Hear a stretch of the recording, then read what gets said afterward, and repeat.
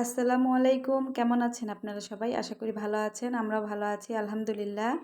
আজকের ভিডিওতে থাকবে কিভাবে কাটওয়ার্ক অ্যাপ্লিক করলে প্রত্যেকটা পিরামিডের মাথা হবে সমান ও সুন্দর।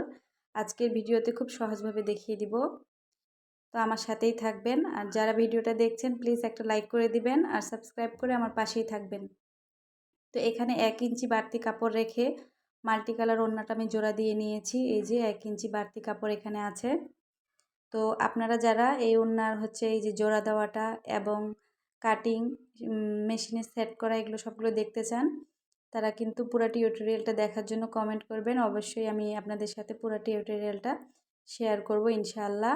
তো এখানে আমি 1 ইঞ্চি ফিতা নিয়ে নিয়েছি।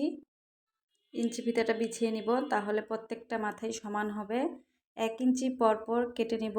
এভাবে যারা নতুন আছেন তারা এভাবে কেটে নেবেন, আর যারা 1 ইঞ্চি পরপর আন্দাজ করে কাটতে পারেন তারা কেটে নেবেন ওভাবেই, যার যেভাবে ভালো হয়। তো এইভাবে আমি ওই যে 1 ইঞ্চি পরপর এখন কেটে নেব। এভাবে কাটলে প্রত্যেকটাই সমান হবে, 1 ইঞ্চি 1 ইঞ্চি করে থাকবে। তো প্রত্যেকটা পিরামিডের মাথাও কিন্তু একদম সমান হবে, কোনোটা আঁকা বাঁকা কিংবা ছোট বড় হবে না, দেখতে সুন্দর লাগবে। আর কাটওয়ার্ক অ্যাপ্লিকের ওড়নার কিন্তু পিরামিডের যে এই যে কাটওয়ার্কটা করা হয় এটার কিন্তু মাথাগুলো সমান না থাকলে দেখতে একটুও ভালো লাগে না।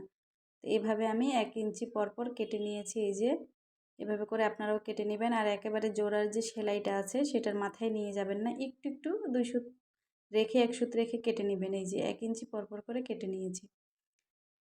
তো এখন আমি দেখিয়ে দিচ্ছি আপনারা কিভাবে এটা একটা পিরামিড তৈরি করবেন। তো এই যে প্রথমে আপনারা কাপড়টা মুড়িয়ে ডান পাশে মুড়িয়ে দিবেন, তারপরে বাম পাশে মুড়িয়ে দিবেন।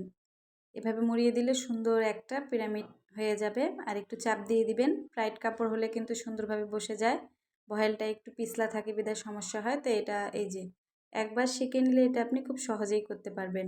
2-1 বার ট্রাই করলে ইনশাল্লাহ হয়ে যাবে। এই যে আর এভাবে ওড়না বানালে কিন্তু ওড়না দেখতে খুবই সুন্দর হয়, গর্জিয়াস হয়। হালকা সুতার কাজ করলেও কিন্তু এই ওড়নাগুলো দেখতে খুবই ভালো লাগে। তো এই যে এইভাবে হ্যাম সেলাই করে নিব, যেভাবে হ্যাম করে কাপড়ে সেভাবে হ্যাম সেলাই দিয়ে নিব।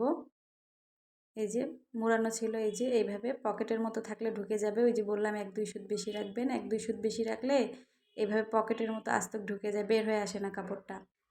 এভাবে হ্যাম সেলাই করে নিব। আর আমার যে আপুরা আমার ভিডিওটা এই পর্যন্ত দেখছেন তাদেরকে অনুরোধ জানাচ্ছি একটা লাইক দিয়ে দেওয়ার জন্য, আর আমার চ্যানেলটা সাবস্ক্রাইব করে পাশে থাকার জন্য। যারা সাবস্ক্রাইব করেছেন তাদেরকে জানাচ্ছি মন থেকে অনেক অনেক ধন্যবাদ এবং দোয়া।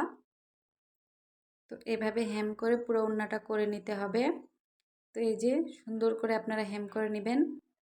এভাবে হেম করে নিলেই কিন্তু হয়ে যাবে। এই ওড়নাটার টিউটোরিয়াল দেখতে চাইলে অবশ্যই আমাকে কমেন্ট করে জানাবেন।